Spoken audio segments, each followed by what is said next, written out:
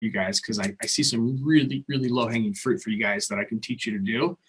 Because when I have my 12-year-old making $2,000 to $3,000 a month, posting stuff on Etsy, I'm like, I should have been doing this a long time before, because there's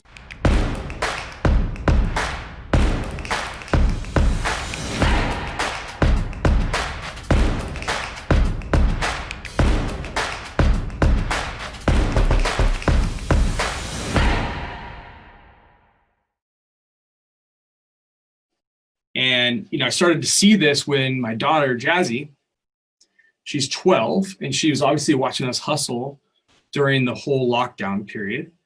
And, as she saw the hustle come and go, and day after day, same thing, she said, well, I want to do something, right? And so she started listing some of these face masks that we knew were going to sell really well. She started listing these things and creating these different versions of them and posting them out on Etsy, which is essentially free to do.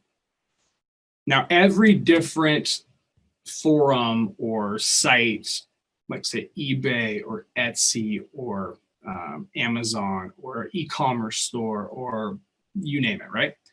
Every one of those is really a search engine in and of itself, right? When you move, I know we're in the lead business, and so I'm not trying to go teach you down the e-commerce business yet. I'm going to add those things for you guys, because I see some really, really low-hanging fruit for you guys that I can teach you to do.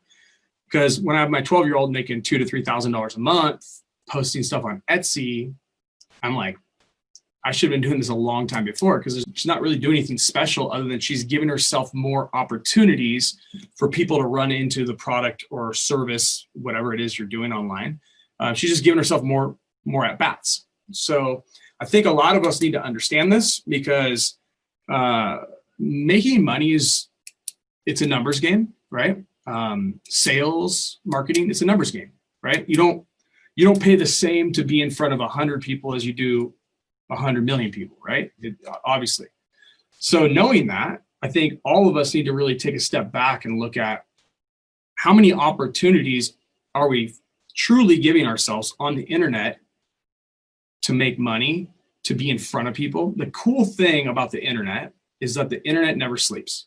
So unlike an employee that, clocks off at 5 or 6 in the afternoon, and then maybe they close the door to a business, or, the plumbing, the plumbing business closes at 6 and everyone goes home.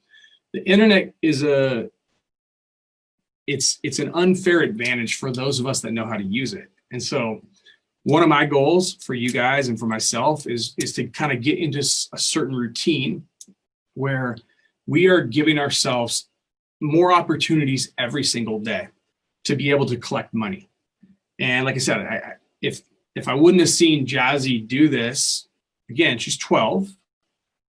She's just simply doing one little thing each day or whatever. She's probably not even doing it each day, but it's making sales from the work she did months ago, right? Those listings are still up there. They're still selling.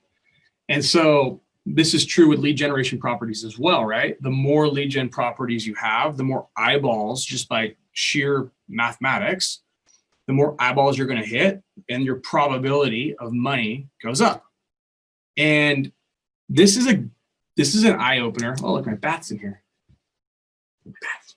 This is an eye opener. It needs to be an eye opener for a lot of us. So I really want to retool some of our goals moving into the next month or so as I get this lined out.